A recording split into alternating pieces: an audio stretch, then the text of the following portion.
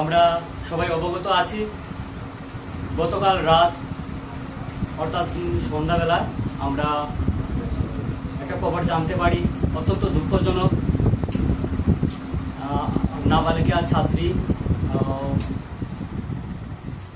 মুসলমান দুজন বালক অর্থাৎ ছেলে গণধর্ষণের মাধ্যমে নির্যাতন করেছে আমাদের হিন্দু ছাত্রী বোনের উপর।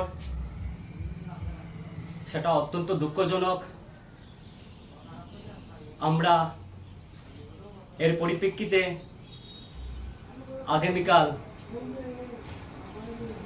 অর্থাৎ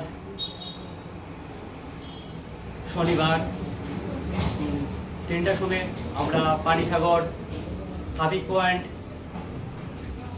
এলাকায় আমরা পানিসাগরবাসীর পক্ষ থেকে একটা বিরাট প্রতিবাদ মিছিলের আয়োজন করেছি।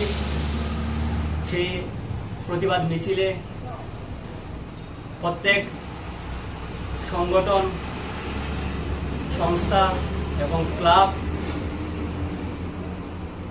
সবাইকে আমরা আহ্বান রাখবো সবাই এই প্রতিবাদ মিছিলে অংশগ্রহণ করার জন্য। আমরা এই প্রতিবাদ মিছিল থেকে আমরা আওয়াজ তুলতে চাই, যারা এই দর্শনকারীর সাথে যুক্ত আছে তাদের যাতে ফাঁসি দেওয়া হয়। যতটুকু পর্যন্ত তাদেরকে ফাঁসি পাচ্ছে না ততটুকু পর্যন্ত আমরা আমাদের আন্দোলন করে যাব।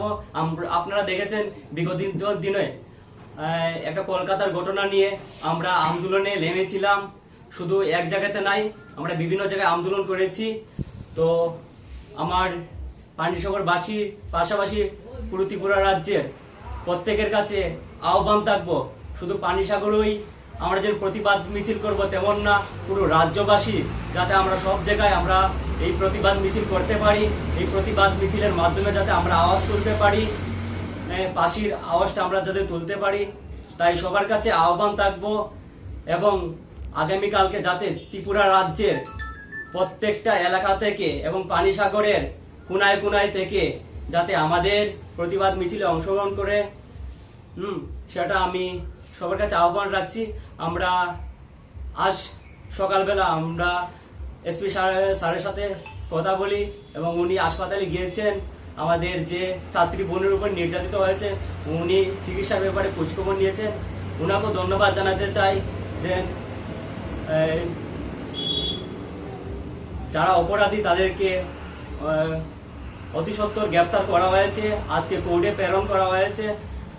ওনার সাথে আমাদের কথা হয়েছিল, উনি আমাদেরও সহযোগিতা করছেন এই মিছিলের ক্ষেত্রে। উনি আমাদেরকে আশ্বাস দেন যে উনি ভালো একটা ফল আমাদেরকে দেবেন এবং আবারও সবাইকে আমাদের মিছিলে অংশগ্রহণ করার জন্য আহ্বান রেখে আমাদের এই আলোচনা এখানে সমাপ্ত করছি। ধন্যবাদ সবাইকে, নমস্কার।